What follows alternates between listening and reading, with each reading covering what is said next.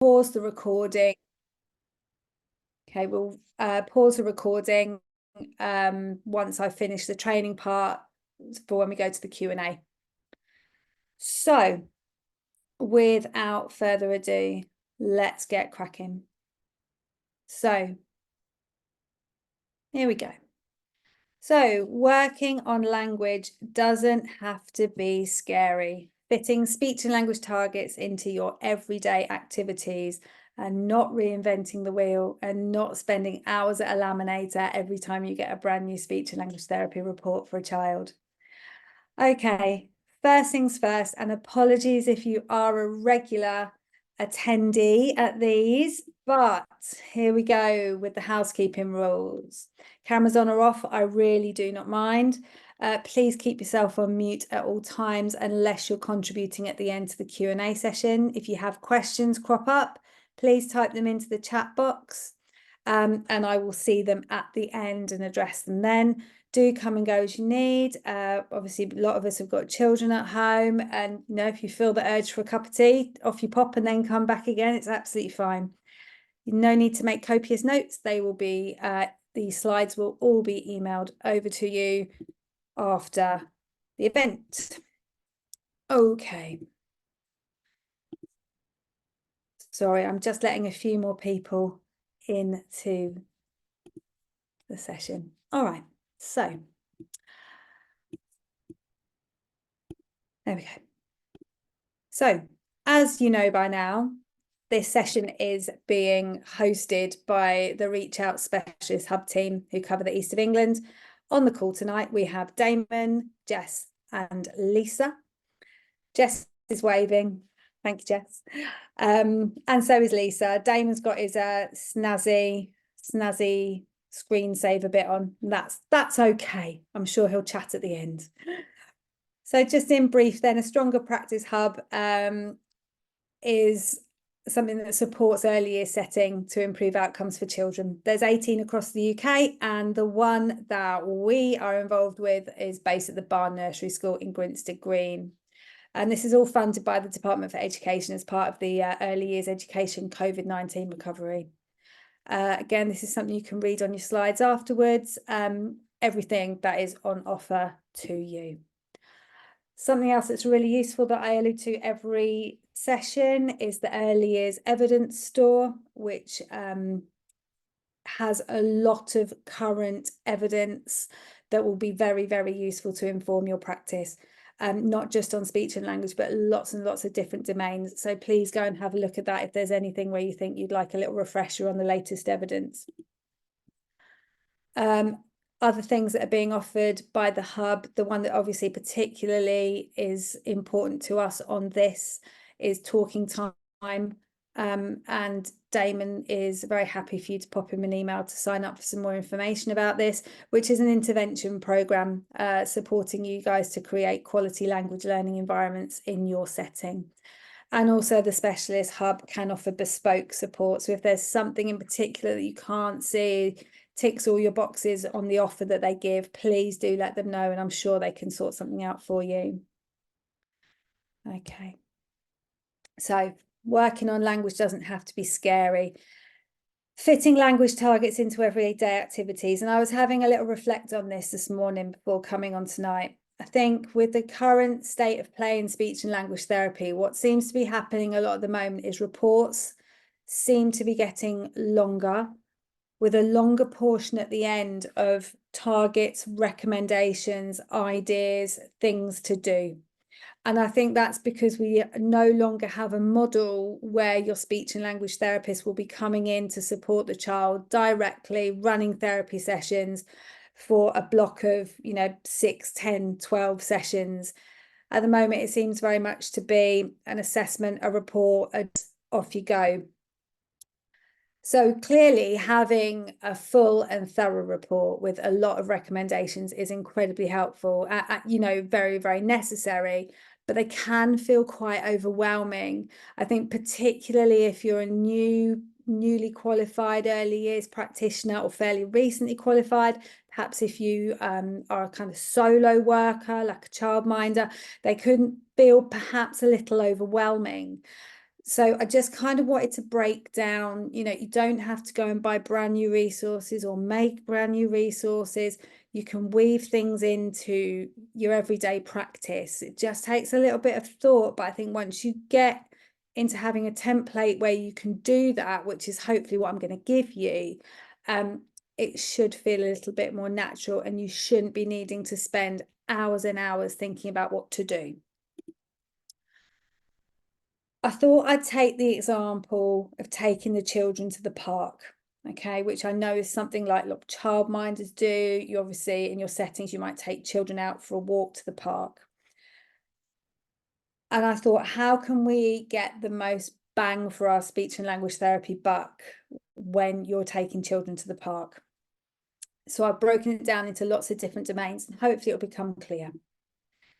So one of the very first things you can think about when you go into the park with a child is following instructions as they're getting ready. And then I went off on another mental tangent and thought, well, hang on a minute, I better explain what information carrying words are. This is a super visual made by a newly qualified speech and language therapist. It's for sale on Etsy, and it's really very good. So an information carrying word is something that you will see in the majority of your early years speech and language therapy reports. So it's the amount of words in a command that you have to understand in order to carry out that command. So there's a lot of redundant words in our language, but really, what does the child need to understand? And this, if you're familiar with the Teddy Talk test, this is what it assesses. How many information carrying words in a command that a child will understand. So for a question like, where's the ball? Where's the brush? Where's the teddy? They only have to understand that one key word. Put the key in the cup. If you had all of the things running along the top, you would need to know whether it's the key or the spoon going into the cup or the shoe. So there's always an alternative for the key word to make sure that they really do understand it. 3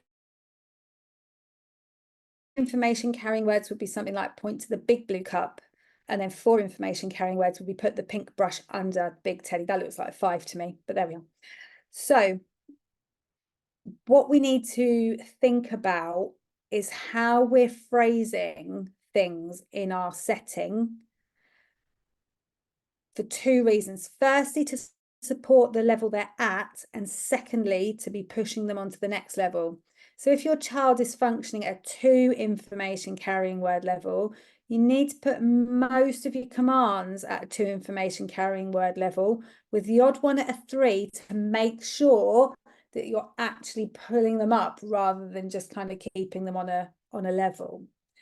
So let's have a look at what that might look like. And although I haven't put this into an information carrying words template, it's an example of kind of how we go when we're in setting. Let's start with the bottom one. It feels counterintuitive, but let's start with the bottom one. It's time to go to the park, so let's grab shoes, put them on, get our hats and gloves, and line up at the door, ready to get going. Now that sounds like something that I would hear a fair amount put like that. So let's break it right back down again. Let's start with, very simply, get your coat. That may be all that some of your children are able to cope with. So get your coat. So where coat is the 1 information carrying word. Go and get your coat and shoes. Put your coat and shoes on and get your hat. So again, really, we're only understanding coat, shoes, and hat. Now it gets interesting with the next one. First, get your coat and shoes on, then line up at the door with your hat and gloves. So that's a lot more tricky because you're putting an order of things in as well. So first and then with. So this slide is really there just to show you the different ways that you can instruct a child to get ready. And it's not sort of one that you'd analyze, oh, how many information carrying words here, what quality has this got?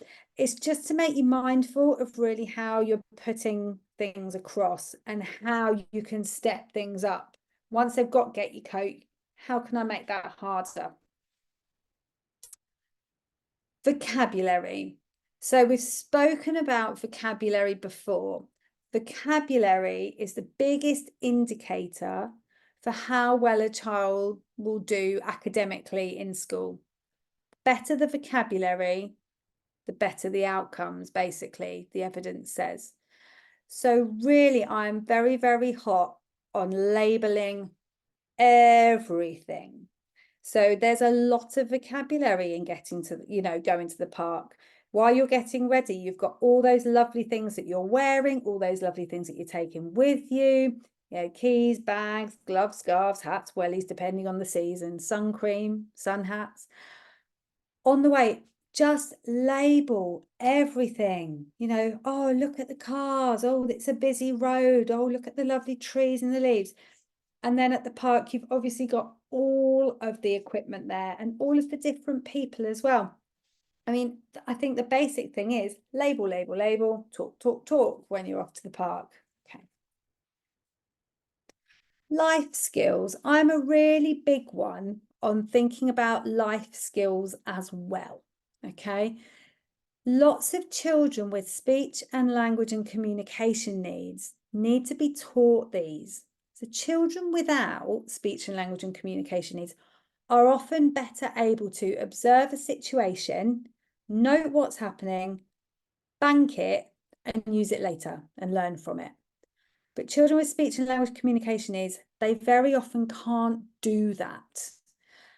They're not just picking it up like a sponge, like you would expect your other children to be doing. So it's really important that we make that stuff explicit. So if you're going to the park on foot, talk about road safety, look both ways, zebra crossings, mind the cars, all that kind of stuff. In the car, if you're going in the car, talk about wearing a seatbelt, talk about being careful opening your door in the car park. When you're at the car, talk about stranger danger, okay? Obviously, for some of your children, that may still be a bit higher level, but there's no harm in just going, oh, careful, when they're opening their door for the car, perhaps. Don't neglect that stuff, because it is the kind of stuff that these children really need to have explicitly taught. Concepts. So concepts are a lot harder to teach through, flashcards and the like. So you really want that experiential learning, and the park is an amazing place to do that. We're going up the slide, we're going down the slide, we've got big swings and small swings. And if you're unlucky, it's going to get wet, and then we're going to have to go and get dry. Okay. And these are the hard things to teach in a non-practical sense. I can't show you an up in the same way I can show you a pen. So actually, learning by doing is really, really key. And for these concepts, it's really important. And the park is a lovely place for that. Adjectives, again, please don't shy away from adjectives. They are wonderful and they add so much to our language. Why stop at slide when you can have a slippery slide, or a soft landing, cold weather, warm sunshine? You've all heard me that by now probably talk about the +1 rule, where if they give you one word, you give them two back. Very often we forget adjectives as our +1 word, and they're so much fun and they're so good. So just a note to remember those. Prepositions. I love this picture because this is my child when she was small and her godparents, and it's just such a lovely picture and it makes me happy.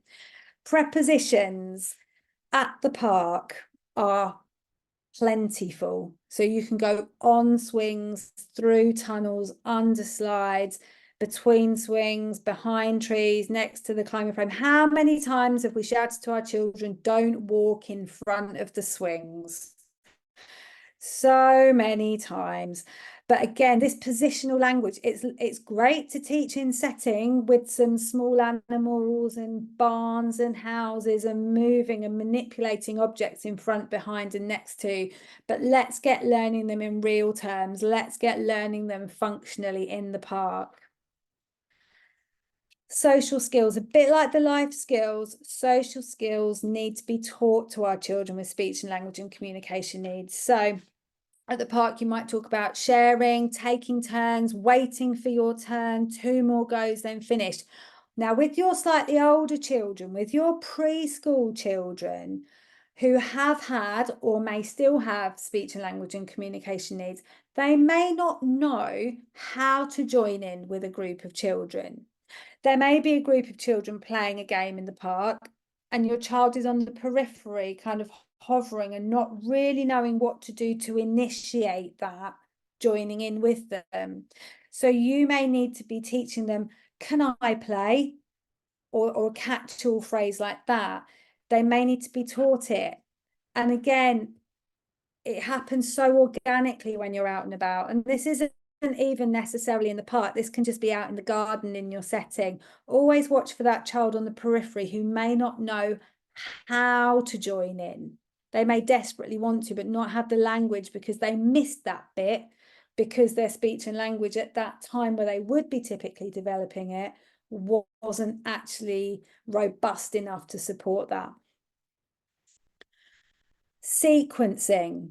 So once you've done a few things, ask the child to tell you what they've done. Now, this can be as basic as just saying swing, slide, roundabout. Perhaps you might want a slightly more complete sentence about each activity. Perhaps to move it on, then you might want it in the right order. So I think I've got another slide on this later. Take lots of photos, but I'll come to that. I think I'll hold that for a minute and come to that. Oh yeah, here it is. I knew I had. Right. So sequencing cards are brill. Everybody has sequencing cards probably in their setting. It's just, well, I do, but actually activities that feature the child are even better and far more meaningful. So take pictures around the setting as your child does something which sequences well. Encourage it at home as well. So I often say to my patients, you know, I don't know, we bake, don't we? Lots of people bake with their children. Take a picture of putting the ingredients in. Take a picture of the child mixing it. Take a picture of one of you popping it in the oven, and then take a picture of you eating it. You've then got a simple 4-step sequencing activity where the child is the key player. Nothing is more relevant to them than themselves. So if you can make your sequencing activity something that they've done, and think about the opportunity there to embed all that lovely language that you had when you were actually doing the activity. You'll have been naming those ingredients. You'll have been using words like mixing and pouring and stirring and, you know, washing up afterwards, maybe, perhaps. So you can have another go at them. So it's great for everything. So get your phones and iPads out in your settings, take photos. If you're going to make anything, I would make things which involve the child as the key character, rather than stuff that you've downloaded off of Twinkle. Twinkle's amazing, but having the children at the heart of it is better. You may have a speechy kiddo who has a particular sound or suite of speech sounds that need to be worked on. So again, just take 2 minutes before you go, think through that vocabulary list and think, are there any sounds that I can hit here? So again, going to the park, if you've got P, you're going for people, puddles, pigeons. For B, you've got birds, balls, bumblebees, lorry, lamppost, lights. Just take a minute and think which of the words are the key players for this child and their speech sound targets.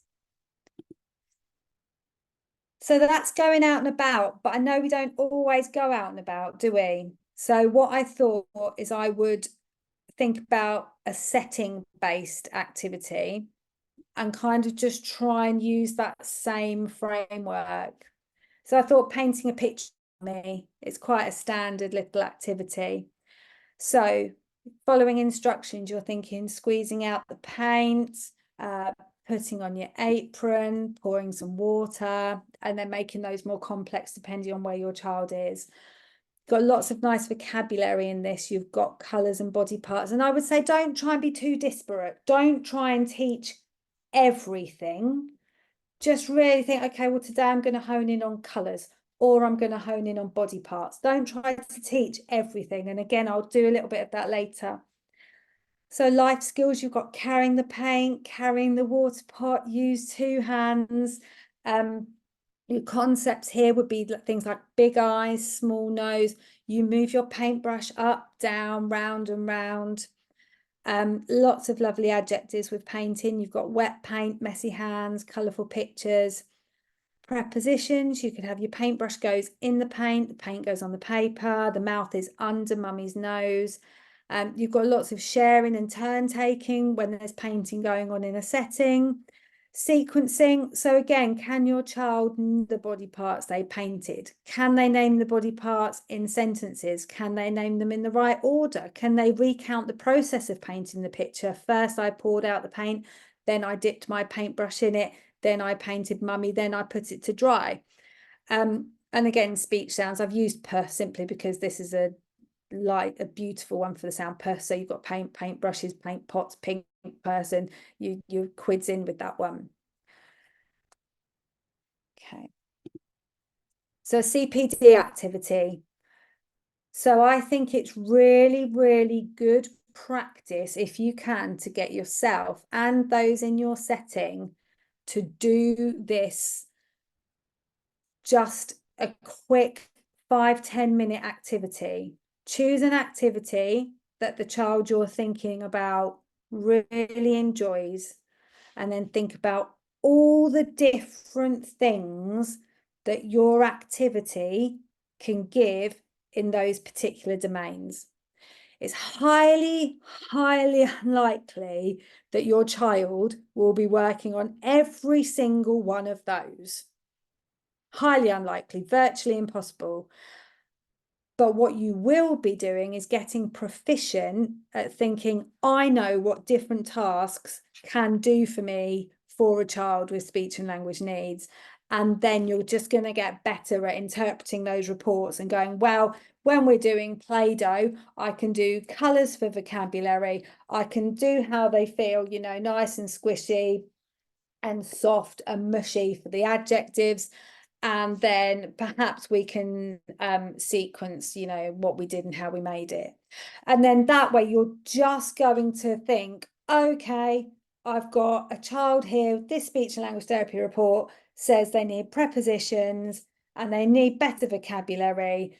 Super. I know exactly what I'm doing here without needing to go to, you know, I'm not going to run off to Amazon and buy, you know, my 500 first words flashcards and just sit there showing them 500 first words flashcards. Learning is better through play. Learning is better in setting. Learning is better with our peers. All of these things, how can we make that work? Key points. So I hope this isn't letting any cats out of bags, but I've just written a blog about this to support this webinar. And it just kind of made me think about those times that I've seen practitioners whip a child out from an activity they were really enjoying to go and do speech. They've taken them away from their friends, from an activity to a different room with a grown-up who's going to give them tons of activities that are probably, no disrespect to my lovely colleagues that I've worked with, but probably a lot drier than the thing that they were doing, which was super, super fun. And then the child's just gone, no, I'm not really up for this. And then it hasn't worked. So how, you know, what are the key points to remember? I think instead of trying to take your child out for a half an hour speech and language therapy fest, just do little and often. 2 or 3 minutes here and there is all you need. 2 or 3 minutes, 2 to 3 times a day on any one thing. That's ample. Little and often is much better. Remember, the only reason a speech and language therapist does half an hour in one go is because we only have half an hour in one go.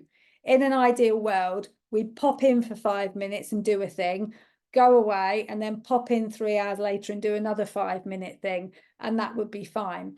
This carryover that you guys are going to be providing is actually the really important bit, not the half an hour bit that we do. Don't try and do everything. So again, if you've got a child who needs work on their receptive language, so what they're understanding, they need work on their expressive language, they've got some speech sound processes going on, and perhaps they've got some social communication issues going on.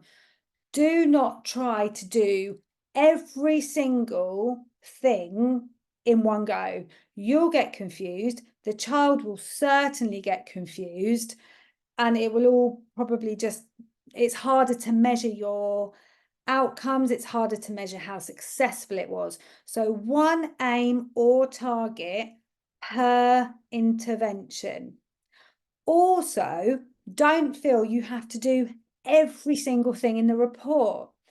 So very often, again, I don't know what reports are like in your locality. Certainly for us, though, it will be so-and-so needs some help with their receptive language. You could try playing this game, this game, this game, this game, this game, this game, and this game. That doesn't mean that you have to prepare this game, this game, this game, this game, this game, this game. They're just ideas. You only have to do one of them. If the child really likes one and doesn't like another, stick with the one they like. It's absolutely fine.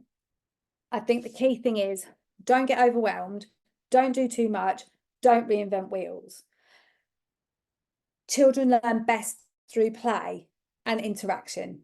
And the fact that you are playing with them, interacting with them, and talking to them, you will be doing some good anyway, whatever you are doing.